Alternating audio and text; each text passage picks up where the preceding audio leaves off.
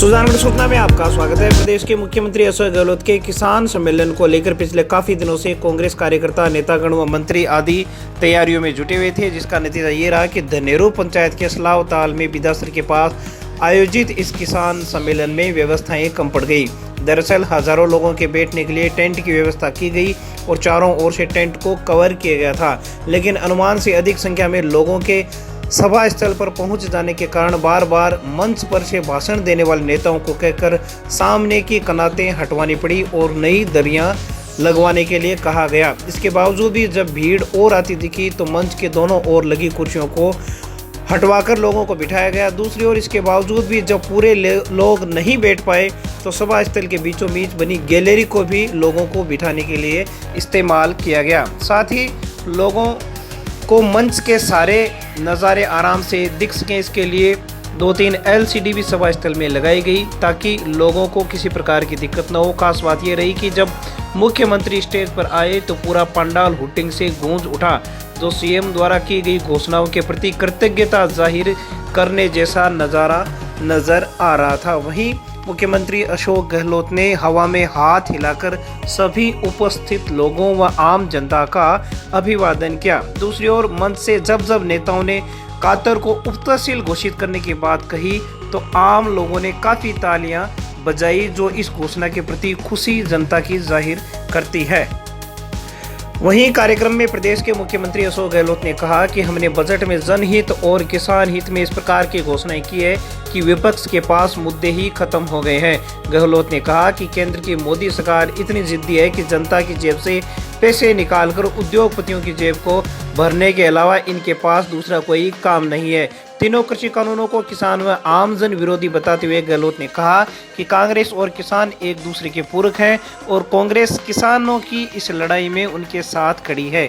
उन्होंने कहा कि मोदी सरकार केवल बड़े व्यापारिक घरानों की सुनवाई करती है, आमजन और किसानों की सुनवाई करने के लिए मोदी सरकार के पास कोई दिलचस्पी नहीं है। स्वर्गीय मंत्री मास्टर भंवरलाल मेघवाल को याद करते हुए गहलोत ने कहा कि अचानक इनके परिवार में इतनी बड़ी आपदा आई और दो मौतें एक साथ होने से राजस्थान की राजनीति में एक अजीब सी स्थिति पैदा हो गई। उन्होंने कहा कि अब मैंने सुजानगढ़ की जनता को जो मनोज मेघवाल ने मांगा है और बताया है वो देने की पूरी कोशिश की है और आगे भी करता रहूँगा। सीएम अशोक गहलोत ने कहा कि जनता जनार्दन से अनुरोध है कि वो तो बस उपचुनाव में कांग्रेस को जिताकर भेजे। कार्यक्रम में राजस्थान प्रभारी अजय माकन ने कहा कि केंद्र सरकार जिस प्रकार से तानाशाही पर उतरी हुई है उसे साफ जाहिर है कि जनता ने भी अब इन लोगों को सबक सिखाने का मूड बना लिया है। पीसीसी के पूर्व अध्यक्ष सचिन पायलट ने कहा कि कृषि कानूनों के विरोध में आज पूरा देश खड़ा है, लेकिन सरकार उद्योगपतियों के चंगुल से बाहर निकलने को तैयार नहीं है। पायलट ने कहा कि कांग्रेस सरकार ने किसानों के लिए अलग से बजट लाने की सोची। एक तरफ तो कांग्रेस की किसानों के लिए कल्याणकारी सोच है तो दूसरी ओर किसानों की जमीन और खेती को बर्बाद करने के लिए तैयार मोदी सरकार है।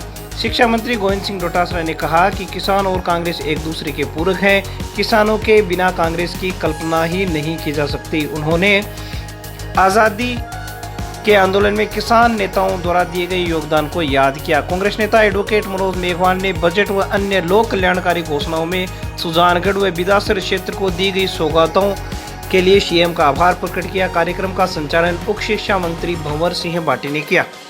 वहीं सीएम के सभा स्थल पर पहुंचते बार संघ की ओर से एडवोकेट कणिनाथ चारण, सुरेश शर्मा, सविता राठी आदि लोगों ने अभिनंदन पत्र भेंट करके वकील चैम्बर्स के लिए जारी की गई वित्तीय स्वीकृति के लिए आभार प्रकट किया। चौधरी सुजाराम ढाका, पुसाराम गोदारा, एडवोकेट मनोज मेघवाल आदि ने सीएम का स्वागत किया। वहीं यूथ कांग्रेस की ओर से सीएम को मुकुल मिश्रा, महेंद्र गोदारा, विकास सारण सहित अनेक कार्यकर्ताओं ने 51 किलो की माला पहनाकर अभिनंदन किया।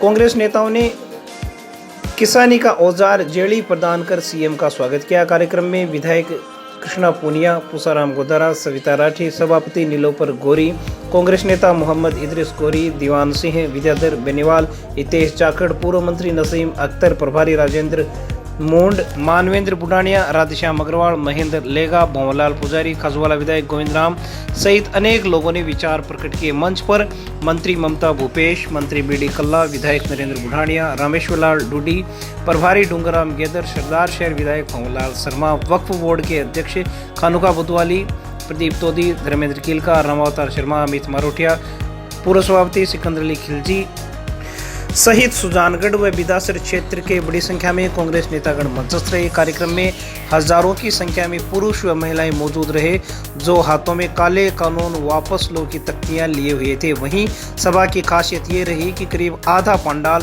पुरुषों से भरा था तो आधा पंडाल महिलाओं से भरा हुआ था। किसान सम्मेलन में लोगों के रुझान का इस बात से ही पता चलता है कि जब भी कोई प्रेस का व्यक्ति फोटो या वीडियो बनाने के लिए खड़ा होता तो लोग हल्ला करके उसको साइड करवा देते, जिसके चलते पुलिस कर्मियों को काफ़ी मशक्कत करनी पड़ी। राजस्थान की राजनीति में इस सम्मेलन की खास बात यह रही कि सीएम अशोक गहलोत और पूर्व उप मुख्यमंत्री सचिन पायलट दोनों ही एक ही हेलीकॉप्टर में सवार होकर आए थे। सीएम अशोक गहलोत व सचिन पायलट जब हेलीकॉप्टर से वापस उड़ने लगे तो हजारों की संख्या में लोगों ने हवा में हाथ हिलाकर दोनों नेताओं का अभिवादन किया। वहीं बड़ी संख्या में बसों और कारों के सभा स्थल के पास जमा हो जाने के कारण करीब 2.5-3 घंटे तक गाड़ियों को सभा स्थल से वापस मुख्य सड़क आने में समय लग गया। जन सुविधार्थ जगह जगह पानी के टैंकर्स भी खड़े किए गए थे। सभा के बाद राजनीतिक गलियारों में यह चर्चा शुरू हो गई है कि बिदासर के पास आयोजित इस किसान सम्मेलन के जरिए सीएम अशोक गहलोत ने कहीं न कहीं सुजानगढ़ विधानसभा क्षेत्र के उपचुनाव को साधने में एक महती कड़ी को पार कर लिया है।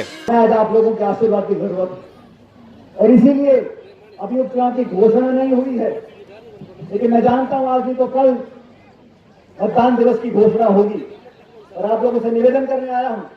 इस प्यार मोहब्बत से किसान भाइयों ने, दलितों ने, अगड़ों ने, महिलाओं ने, पुरुष ने, नौजवान ने, सब लोगों ने दोनों हाथ का आशीर्वाद कांग्रेस पर रखा। मैं आपसे विनती करता हूं कि जब भी मौका मिले उपचुनाव का, आप सब लोग दोनों हाथों से आशीर्वाद दें और कांग्रेस पार्टी को विजयी बनाएं। कांग्रेस परिवार एकजुटता से आगे बढ़ रहा है। जिसको भी कांग्रेस पार्टी यहां से अपना उम्मीदवार बनाएगी सुजानगढ़ से, मुझे पूरा विश्वास है कि आप लोग भारी बहुमत से जिताकर इसे विधानसभा में भेजेंगे। हम लोग आपके बीच में हमेशा आते रहे। आज हम सब आपके बीच में दोबारा इसलिए उपस्थित हुए हैं कि किसान की आवाज को बुलंद कर सके और आप लोगों को आश्वासित कर सके कि हम लोगों ने पूरी मेहनत के साथ आपकी सेवा करने का काम किया है और अगले 2.5-3 साल में रोपण कर सकेगा, उससे ज्यादा आप लोगों के काम में मदद करने का काम हम लोग करने वाले हैं।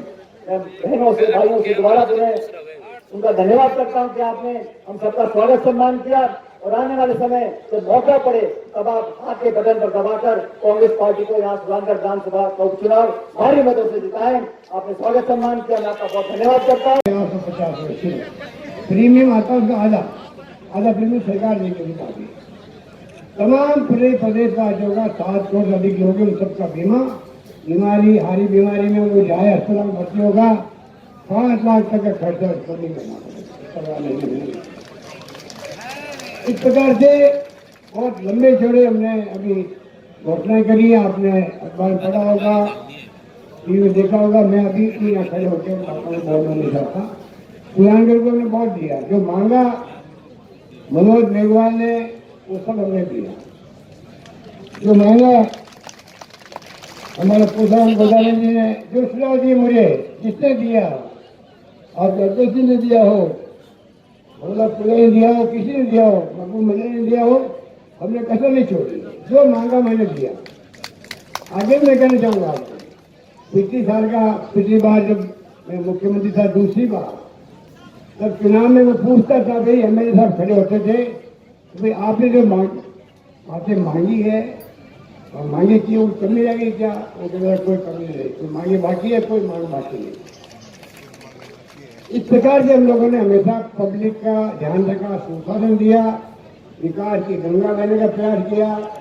पानी हो, बिजली हो, शिक्षा में, स्वास्थ्य सेवाओं में, सड़कों में, अभी भी हमने भरपूर घोषणाएं करी है। किसानों के लिए क्या किया? एक लंबी तैयारी है। आपको मालूम है कि किसान का अलग बजट की घोषणा करने बड़ी बात, अलग बजट आएगा, मालूम रहेगा हर व्यक्ति को सरकार किसानों के लिए क्या कर रही है और क्या नहीं कर रही है। बिजली कंपनी अलग खुली जा रही है, 8 बार 20,000 भरो, किसानों के ऊपर आरोप लगाओ, किसान बिजली के बिल भरते नहीं है, चोरी करते हैं। अरे व्यापारी और इंडस्ट्री वाले चोरी करते हैं। किसान बदनाम होता है, हमने अलग से ही बनाओ उनके लिए कंपनी। वो मैं कहना चाहूँगा, हमने तो छत्तीसगढ़ में देशों में बच्चों में कॉलेज जो मांगा दिया हम लोग लंबी फहरिस्त थी मेरे पास। अभी मेरे पास अच्छा नहीं लगेगा, आगे मीटिंग अभी माता गुड़िया में और मीटिंग चित्तौड़गढ़ के अंदर। जी मैं आपको कहना चाहूँगा कि आप निश्चिंत रहें, आगे भी सरकार कोई कसर छोड़ेगी नहीं।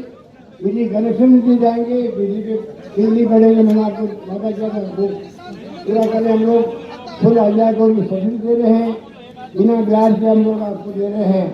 कर्जा दे रहे 25 दिन का, उनको पशुपालकों को मिला दिया, उनको बिना ब्याज के कर्जे मिलेंगे। अब पशुओं के लेवल फ्री कर दिए, पशुओं के लिए भी 108 की तरह एम्बुलेंस गाड़ियाँ घूमेगी, उनके लिए भी एक लंबी फहरिस्त है, सड़कों की लंबी लिस्टें हैं।